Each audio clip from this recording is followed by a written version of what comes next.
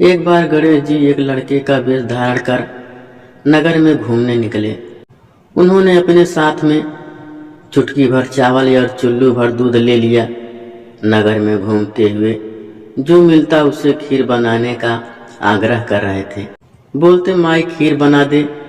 लोग सुनकर हंसते। बहुत समय तक घूमते रहे मगर कोई भी खीर बनाने को तैयार नहीं हुआ। किसी ने यह भी समझाया कि इतने से सामान से खीर नहीं बनती, पर गणेश जी को तो खीर बनवानी ही थी।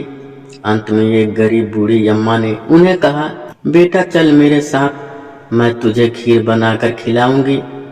गणेश जी उसके साथ चले गए। बूढ़ी अम्मा ने उनसे चावल और दूध लेकर एक बर्तन में उबलने चढ़ा दिया। दूध में ऐसा उफान आया कि बर्तन छोटा पड़ने लगा। बूढ़ी अम्मा को बहुत आश्चर्य हुआ, कुछ समझ नहीं आ रहा था।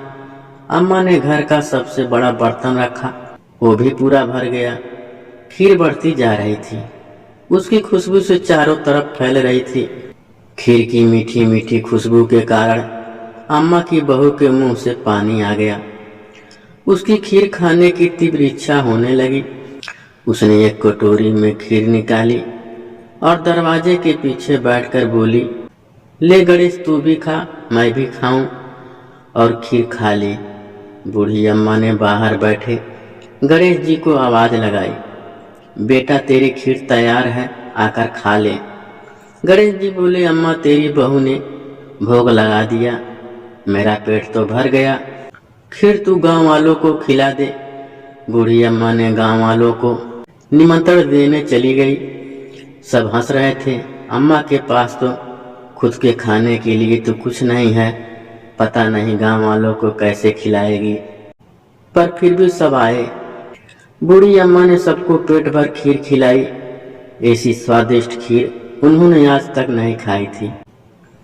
सभी ने तृप्त होकर खीर खाई, लेकिन फिर भी खीर खत्म नहीं हुई, भंडार भरा ही रहा। हे गणेश जी महाराज, जैसे खीर का भगोना भरा रहा, वैसे ही हमारे घर का भी और गांव वालों की भी सदा भरा रहे। किसी राज्य में उदय भान सिंह नाम का एक राजा था। उसके दो बेटे थे। राजा बहुत न्यायप्रिय और परोपकारी था। उसे अपने राज्य की जनता से बहुत अधिक लगाव था। समय बीतता गया। राजा धीरे धीरे बूढ़ा होता जा रहा था। अब उसे अपने दोनों बेटों में से किसी एक को राज्य का उत्तराधिकारी चुनना था, जो कि उसके लिए बहुत मुश्किल भरा काम लग रहा था।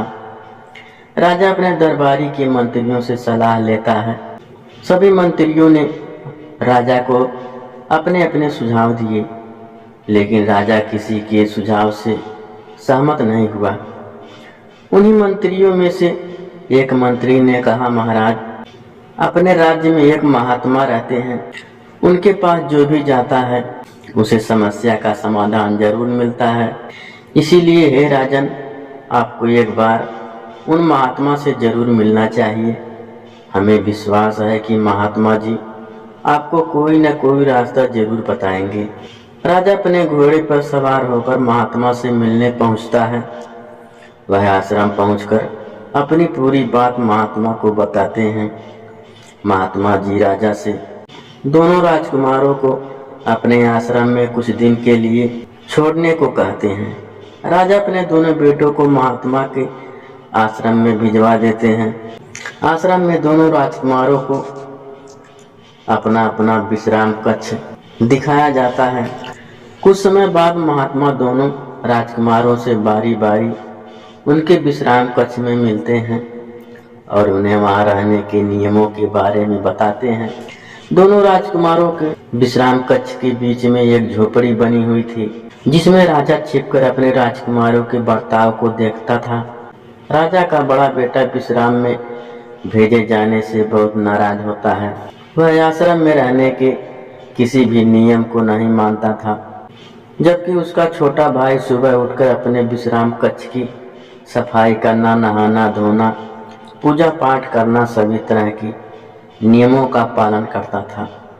एक बार महात्मा जी दोनों भाइयों को किसी वन में घूमने के लिए भेजते हैं।